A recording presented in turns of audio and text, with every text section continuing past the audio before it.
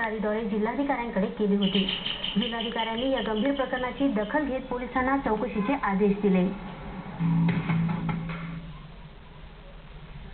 विविध चाचण्यांचे निरीक्षण करून त्यावर रिपोर्ट देण्यात ट्रीटमेंट नहीं है। या कामी निष्णात असणाऱ्या पॅथॉलॉजिस्टनेच करणं अनिवार्य असतं।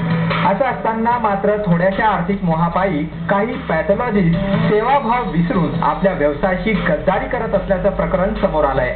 यापूर्वीही असेच प्रकरण समोर आल्यानंतर जिल्हाधिकाऱ्यांनी मोहीमच उघडली आणि बोगसगिरी करणाऱ्यांचे धाबे दणाणले होते। पॅथॉलॉजिस्ट नसताना त्यांच्या सहीनिशी रिपोर्ट दिले जात असल्याने एकाच वेळी अनेक ठिकाणी हे पॅथॉलॉजिस्ट बाबा कसे काय प्रकटतात हा प्रश्न उपस्थित होतोय। या चमत्काराचा छडा स्वतःही पॅथॉलॉजिस्ट असणाऱ्या डॉक्टर राजेश माने यांनी पुराव्यानिशी लावलाय। डॉक्टर दीपक अग्रवाल हे बाहेरगावी असल्याचे समजताच डॉक्टर माने यांनी डॉक्टर दीपक अग्रवाल यांच्या सहीने देण्यात आलेले तब्बल 11 रिपोर्ट एकाच दिवशी 29 फेब्रुवारी रोजी मिळवले। डॉक्टर दीपक अग्रवाल हे शहरात नसल्याचे पुरावेही डॉक्टर मानेंनी गोळा केले। एमसीएनने हे प्रकरण गुरुवारी उघडकीस आणलं होतं। रक्त, लघवी इत्यादी तपासण्यांचे ओरिजिनल रिपोर्ट हाती आल्यानंतर एमसीएनने या गंभीर प्रकरणाचा पर्दाफाश केला।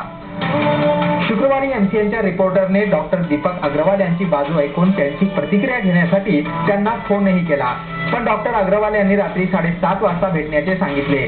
ते बाहेरगावी असल्याचेही त्यांनी फोनवरून सांगितले। याचाच अर्थ डॉक्टर दीपक अग्रवाल हे शहरात नसताना त्यांच्या सहीने तपासण्यांचे रिपोर्ट देण्यात आल्याचे स्पष्ट झाले आहे। या गंभीर प्रकाराची लेखी तक्रार डॉक्टर माने यांनी गुरुवारी जिल्हाधिकाऱ्यांकडे केली होती। शुक्रवारी माने यांच्याकडील सर्व पुरावे आणि हकीकत समजावून घेऊन जिल्हाधिकाऱ्यांनी पोलिसांना चौकशीचे आदेश दिल्याची माहिती पोलीस उपअधीक्षक लक्ष्मीकांत पाटील यांनी दिली। दरम्यान शेवटचं वृत्त हाती येईपर्यंत या प्रकरणी गुन्हा दाखल झाला नव्हता। पालिकेचे निलंबित अधिकारी कर्मचाऱ्यांची चौकशी